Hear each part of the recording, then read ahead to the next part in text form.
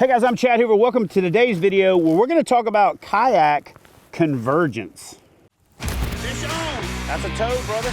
Golly! All right guys, so before we jump into today's video, I got to thank the folks at Fishing Chaos for helping make this video possible. You guys do me a favor, click on the link in the description box, download that app so you can get in on the action. All right, Kayak Convergence. Let's get into it. Just a little guy, but it was still fun. Let me get this guy back in the water. I want to share it. All right, so let me share a tip with you guys that I think will go a long ways to helping you land more fish if you're a kayak fisherman. And maybe this helps you outside of being a kayak fisherman, but this is specifically a kayak fishing tip.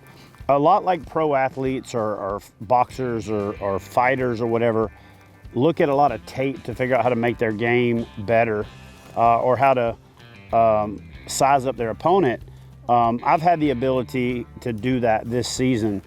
I've lost so many big fish this year that I just didn't know if there's something wrong with my mechanics or if I was choosing the wrong rod or a string of bad luck. And it's almost never luck, especially bad luck if you're hooking fish.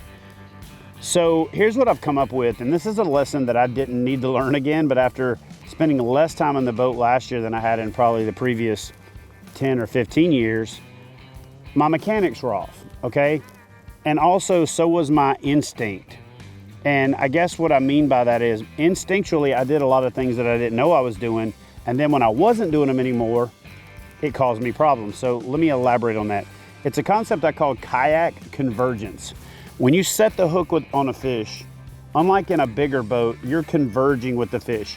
It's coming to you, you're going to it. So there's ways to compensate for that. Higher speed reels, rods that are a little bit more moderate action. So if the fish comes at you, if it runs at you, the rod's got more room to straighten out. A fast rod's gonna straighten out faster. So choose a little bit more moderate action rod and that'll help compensate. But here's the number one takeaway. And I think part of the problem for me was I like to film. And because I want to get the fish in that shot and set the hook and get the jump, I did a lot of casting directly off my nose. And so this is the point I want you to take away from this.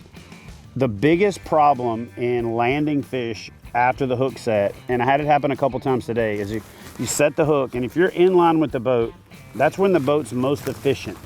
It's got the least resistance. So the fish is running at you, you're coming towards it. Even with a high-speed reel, braided line, really nice rods, you have the likelihood that you're gonna lose that fish because you're not able to keep pressure on it. So cast more than 20 degrees off the side of your boat for most of your presentations. It's gonna give you more room for a hook set, but you're gonna get rid of kayak convergence.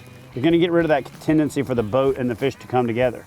And you're gonna be able to angle that fish to fight it and you're gonna land more fish.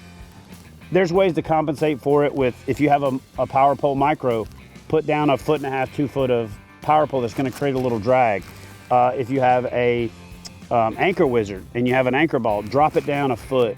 That's also gonna get rid of some of the wind rotation. It's gonna create just enough drag to avoid some of this tendency. But the best way to avoid losing fish in a kayak is don't set the hook straight in line with the boat. That's where it's most efficient. If you do, get your rod off to the side and put a little weight on one side and it'll make the boat turn and you'll diverge instead of converging. So if you want to catch more fish fishing from a kayak, try not to set the hook directly off the nose, especially if you're fishing moving baits. Because 9 times out of 10, if they hit a moving bait, they're coming at you. You set the hook, they're continuing to come at you, then you're going at them and everything is stacked against you for landing that fish. So kayak convergence, try to avoid it at all costs. Compensate where you can, but the best thing to do is more than 20 degrees off of each side, you're gonna land more fish. All right guys, so there you have it, kayak convergence. One way that you can eliminate that is not setting the hook straight fore and aft, but you can compensate with rods, longer rods, braided line, high-speed reels, power pole, anchor wizard, things like that. But the best thing to do is not put yourself in a position to need compensation, and you'll be good to go. I think you're gonna find that over time you've probably lost fish this way and didn't know it.